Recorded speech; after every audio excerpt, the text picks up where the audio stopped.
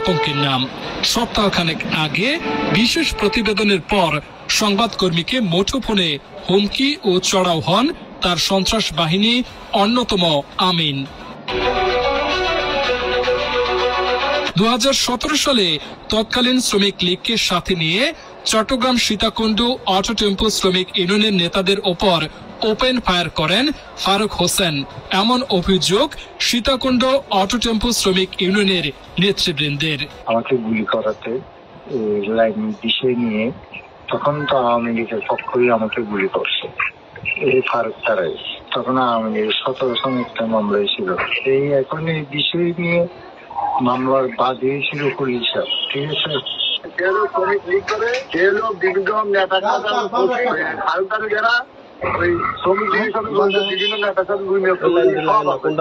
ফারুকের সাথে ওই আমাদের 12 বিঘা শ্রমিকের সাথে নয় আমাদের কোরআন সেটার জন্য মামলা করেছিল। শফিক ভাই, তাদের হরির সাহ, হাসান ভাই এরা করছিল। ফারুক ভাই তারা আজীবন শ্রমিক লীগ করছে সংগঠন, বুঝছেন? যার পরিপ্রেক্ষিতে চট্টগ্রাম অটো টেম্পো শ্রমিক ইউনিয়ন একটি মামলা দায়ের করেন। 5ই আগস্টের আগে দেশের প্রথম শ্রেণীর গণমাধ্যমগুলো ফারুক হোসেনকে শ্রমিক লীগ নেতা হিসেবে আখ্যায়িত করলে ফারুক হোসেন তা স্বাচ্ছন্দ্যে সামাজিক যোগাযোগ মাধ্যমে শেয়ার করেন। তবে জুলাই গণঅভ্যুত্থানের পর পরিচয় বদলে শ্রমিক দল নেতা বনে যান ফারুক। আগের পরিচয় দিতে নারাজ ফারুক হোসেন। মুহূর্তে পরিচয় বদলে শ্রমিক দল নেতা হয়ে যাওয়া ফারুকের সাথে একাধিকবার যোগাযোগ করার চেষ্টা করলেও প্রতিদিনের কাগজের প্রতিবেদকের ফোন ধরেনি। তাকে না পেয়ে তার ব্যক্তিগত সহকারী ও সংবাদকর্মীকে হুমকিদাতা আমিনের সাথে যোগাযোগ করে এ বিষয়ে জানতে চাইলে তিনি তার নেতার সপক্ষে যুক্তি দেন। ভাই, আপনি তো আমাদের লোক, আমরা আপনাদের মানুষ, আপনি এই কাজটা কেন করলেন ভাই? এটা কেমন অন্যায় করেন ভাই বলেন?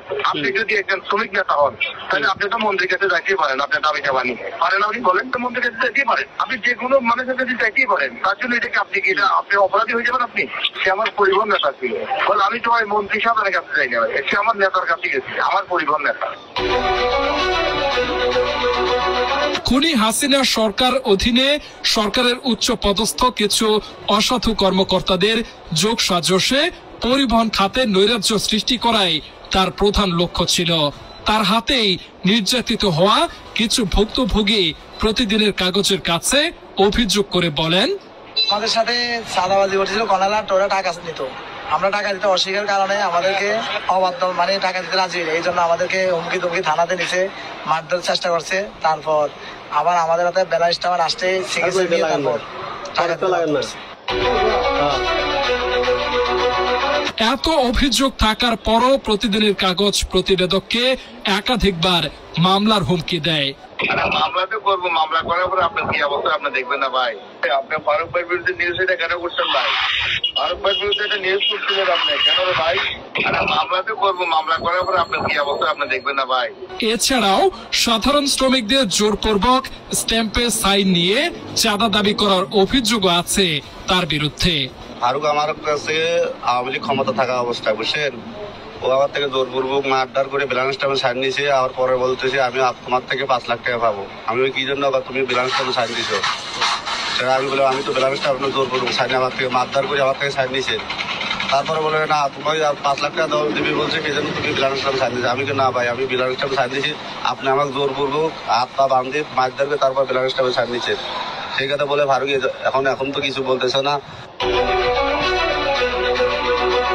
এই অসহায় সাধারণ শ্রমিকদের পাশে দাঁড়িয়ে চট্টগ্রাম সীতাকুণ্ড অটো টেম্পো শ্রমিক ইউনিয়ন এই সিন্ডিকেটের বিরুদ্ধে ট্রাফিক ডিসি বরাবর একটি অভিযোগ দায়ের করেন।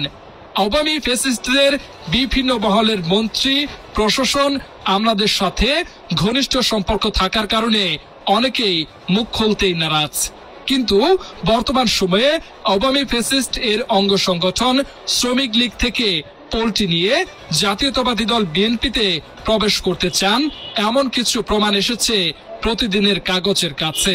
এই বিষয়ে বিএনপির তৃণমূল পর্যায়ের নেতৃবৃন্দদের কাছে জানতে চাইলে তারা বলেন, আমাদের দলের ভারপ্রাপ্ত চেয়ারম্যান দেশনায়ক তারেক রহমান গত 5 মাস ধরে 6 মাস ধরে পরিষ্কার ভাবে আমাদের দলের অবস্থান পরিষ্কার করেছে।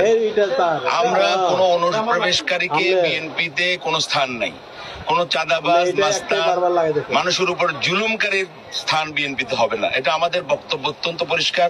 আসলে আওয়ামী লীগের যারা সন্ত্রাসী, যারা বিগত ফ্যাসিস্ট সরকারকে বিভিন্নভাবে সাহায্য পেয়েছে, ফ্যাসিস্টকে উৎসাহিত করেছে, জনগণের উপর নিপীড়ন নির্যাতন চালিয়েছে, সাধারণ অত্যাচার, তাদের বিরুদ্ধে অবশ্যই ব্যবস্থা নিতে হবে। আমরা মনে করি প্রশাসনকে আমরা অনুরোধ জানাবো, এখনো ফ্যাসিস্টরা বিভিন্ন জায়গায় ঘোরাফেরা করতেছে, তাদেরকে অবিলম্বে গ্রেপ্তার করে আইনের আওতায় আনতে হবে এবং তাদের শাস্তির ব্যবস্থা করতে হবে। এছাড়াও সম্প্রতি সময়ে গ্রেপ্তার হওয়া শ্রমিক লীগ নেতা আনোয়ার হোসেনের সাথে ফারুক হোসেনের রয়েছে বিশেষ সখ্যতা।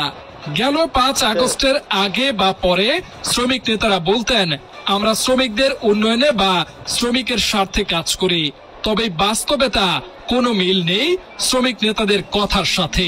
বরং একাধিক শ্রমিকদের দাবি, শ্রমিক নেতারা নিজেদের পকেট ভারী করার জন্য শ্রমিক রাজনীতিতে আসেন। প্রতিদিনের কাগজের 3 পর্বের ধারাবাহিক প্রতিবেদনের 2য় পর্ব আজকে এই পর্যন্তই। 3য় পর্ব দেখার জন্য সাথেই থাকুন। নিউজ ডেস্ক, প্রতিদিনের কাগজ, ঢাকা।